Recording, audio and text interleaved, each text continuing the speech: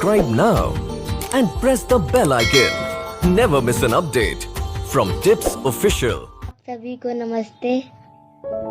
मेरा नाम मुस्कान है। मैं 7वीं कक्षा में पढ़ती हूँ।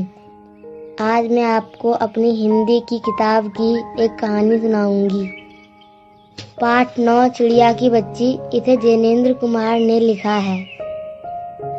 माधव दास ने अपनी संगमरमर की नई कोठी बनवाई है। उसके सामने बहुत सुहावना बगीचा भी लगवाया है। उनको कला से बहुत प्रेम है। धन की कमी नहीं है और कोई वैष्णव छू नहीं गया है।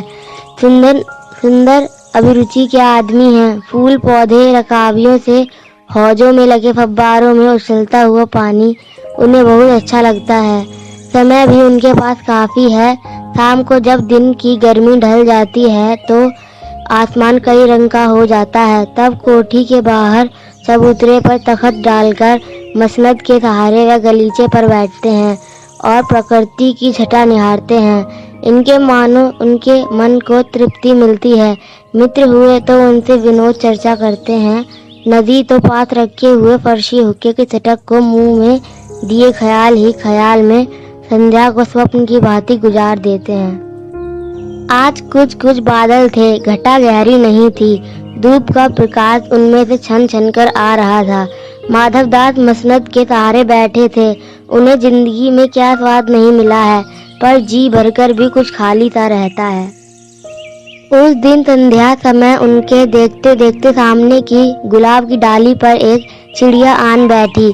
चिड़िया बहुत सुंदर थी। उसकी गर्दन लाल थी और गुलाबी होते होते किनारों पर जरा जरा नीली पड़ गई थी।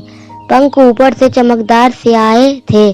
उसका नन्हा सा सिर तो बहुत प्यारा लगता था और शरीर पर चित्र विचित्र चित्रकारी थी।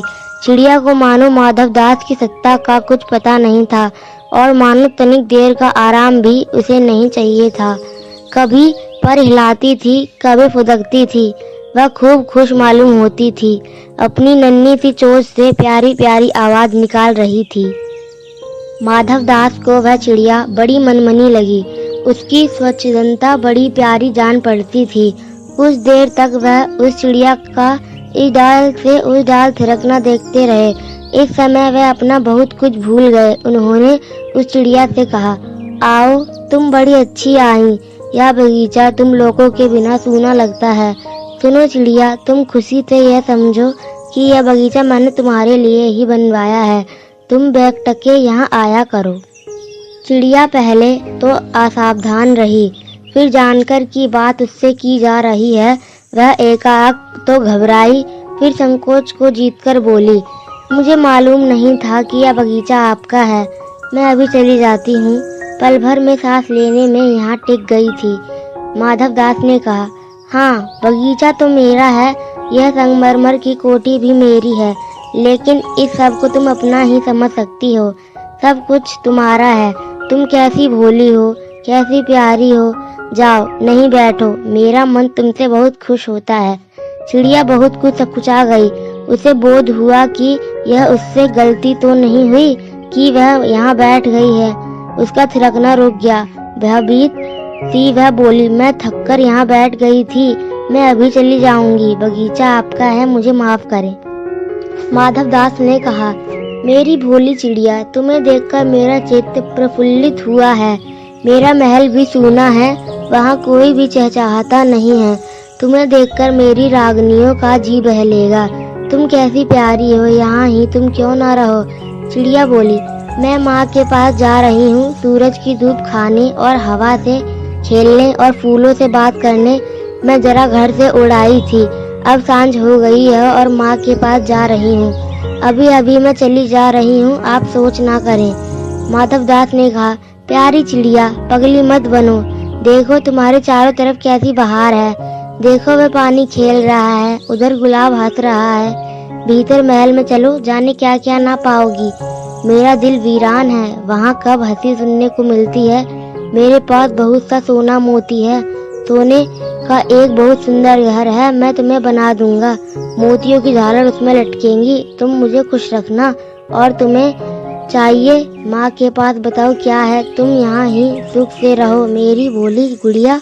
चिड़िया इन बातों से बहुत डर गई। वह बोली, मैं भटककर तनिक आराम के लिए इस डाली पर रुक गई थी।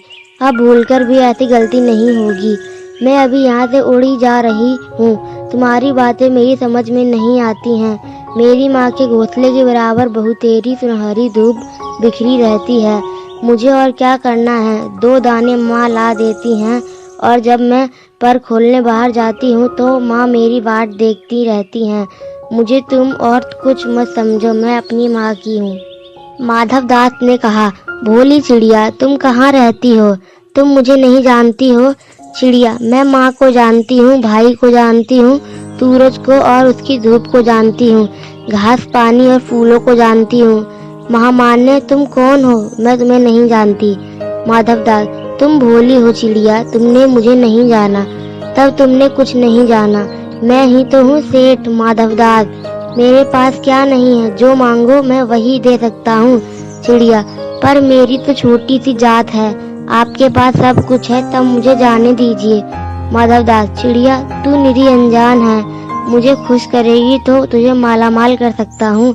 चिड़िया, तुम सेठ हो, मैं नहीं जानती सेठ क्या होता है, पर सेठ कोई बड़ी बात होती होगी। मैं नासमझ ठहरी। माँ मुझे बहुत प्यार करती हैं, वह मेरी राह देखती होंगी। मैं मालामाल होकर क्या होंगी? मैं नहीं जानती मालामाल किसे कहते हैं। क्या मुझे वह तुम्हारा मालामाल होना चाहिए? सेठ, अरे चिड़िया, तुझे बुद्धि नहीं है। तू सोना नहीं जानती? सोना, उसी को जगत को तृष्णा है। वह सोना मेरे पास ढेर का ढेर है। तेरा घर समूचा सोने का होगा। ऐसा पिंजरा बनवाऊंगा कि कहीं दुनिया में ना होगा, ऐसा कि तू देखती रह जाए। तू उसके भीतर थिरक फुदक कर मुझे खुश करिए, तेरा भाग्य खुल जाएगा। तेरे पानी पीने की कटोरी भी सोने की होगी। चिड़िया, वह सोना क्या चीज होती है? सेठ, तू क्या चाहेगी? तू चिड़िया जो है, सोने का मूल्य सीखने के लिए तुझे बहुत सीखना है। बस ये जान ले कि सेठ माधवदास तुझसे बात कर रहा है। जिससे मैं बात तक कर लेता हूँ उसकी किस्मत खुल जाती है। तू अभी जग का हाल नहीं जानती। मेरी कोठियों पर कोठियाँ हैं, बगीचों पर बगीचे हैं। दास दासियों की संख्या नहीं है, पर तुझसे मेरा चित्त प्रसन्न हुआ है। ऐसा वरदान कब किसी को मिलता है री चिड़िया? तू इस बात को समझती क्यों नहीं? चिड़िया, सेठ, मैं नादान हूँ, मैं कुछ समझती नहीं, पर मुझे देर हो रही है, माँ मेरी बाट देखती होंगी।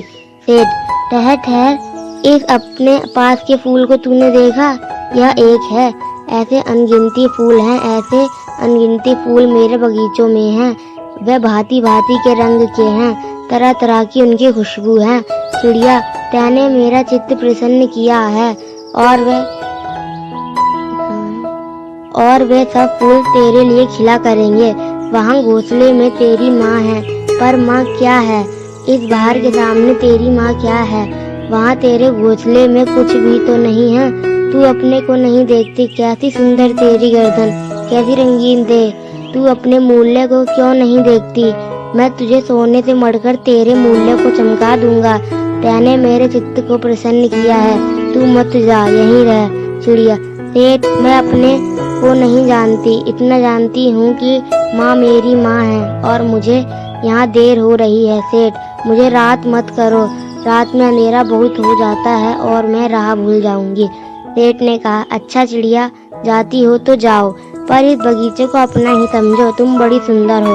यह कहने के साथ ही सेठ ने एक बटन दबा दिया। उसके दबने से दूर कोठी के अंदर आवाज हुई, जिसे सुनकर एक दास झटपट भागकर बाहर आया। यह सब क्षण भर में हो गया और चिड़िया कुछ भी नहीं समझी। सेठ कहते रहे, तुम अभी माँ के पास जाओ, माँ बाट देखती होंगी, पर कल आओगी ना?